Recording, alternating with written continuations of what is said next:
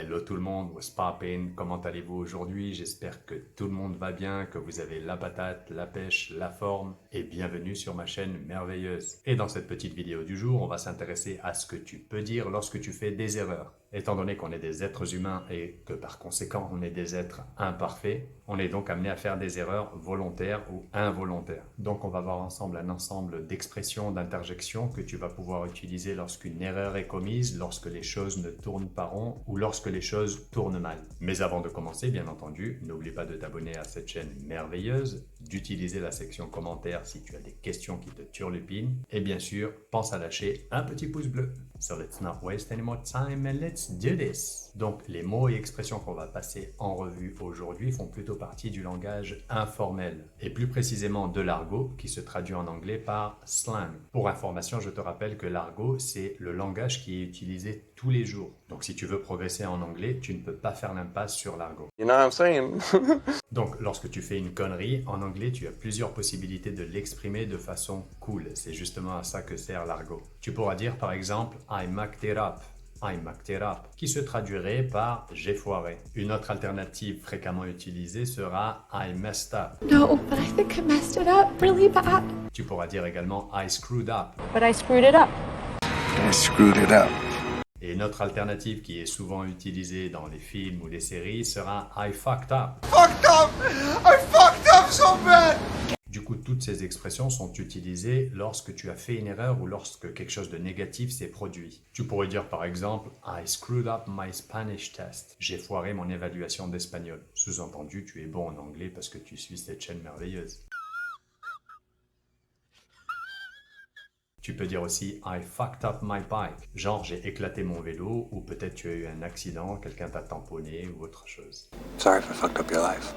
Comme tu es un observateur avisé, est-il nécessaire de te préciser que tous ces verbes-là sont des verbes à particules? Je ne crois pas, mais je le fais quand même. Aussi, tu peux prendre ces verbes à particules et les transformer en noms. Donc tu pourras dire à quelqu'un qui fait souvent, régulièrement des conneries, tu pourras lui dire « You are a screw-up ». Et si vraiment tu es quelqu'un de familier, tu pourras lui dire « You are a fuck-up ». Because you are a fuck up.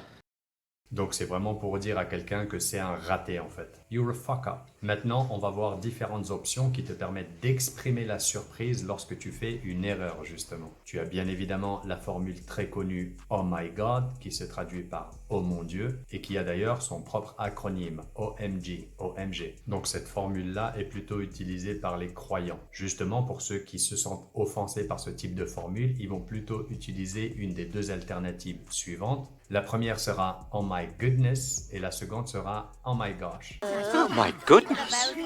Lorsque tu fais une petite connerie et que tu es quelqu'un de poli, en français il t'arrivera de dire oups, mince. Il y a à peu près deux formules équivalentes en anglais, ce sera Oh dash ou alors Oh darn. Ce sont vraiment deux petites alternatives extrêmement polies de dire Oh merde. Donc ce sera l'équivalent de notre formule Oh zut, oh mince. Oh darn.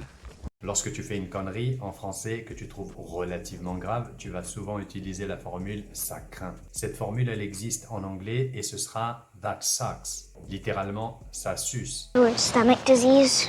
That sucks. ». Au passage, au lieu de dire « that sucks », tu peux également dire « that blows ». Du coup, tu peux utiliser ce même verbe « to blow » pour dire « je me suis manqué, j'ai raté quelque chose ». Par exemple, l'examen d'espagnol. Donc, si tu as arrêté cet examen, tu pourras dire « I blew it »,« I blew the Spanish test ». D'ailleurs, tu peux utiliser cette formule pour dire que tu t'es manqué sur quelque chose, que tu as raté quelque chose. There's no point in blaming yourself, Will. Ce sera la même chose que « I messed up » ou « I screwed up ». Lorsque ton téléphone ou ton ordinateur ne fonctionne pas, tu peux dire « My laptop or my phone crashes ». Lorsque tu fais une erreur, une connerie ou que tu échoues dans une activité, une action, par exemple une évaluation, tu pourras utiliser l'expression « to choke on something ». Donc tu pourras dire par exemple « I choked on my job interview ». J'ai raté mon entretien d'embauche. Bien entendu, je te le souhaite pas. Au passage, choke, ça veut dire étouffer, étrangler. Donc voilà, il existe encore d'autres expressions qui vont te permettre de savoir quoi répondre lorsque tu fais une erreur, lorsqu'une connerie est commise. Mais normalement, avec le contenu de cette petite vidéo, tu devrais être dans les bonnes dispositions pour savoir quoi répondre lorsque tu es dans ces situations. So, thanks for watching, just take care, have a lovely day, of course stay safe and talk to you soon.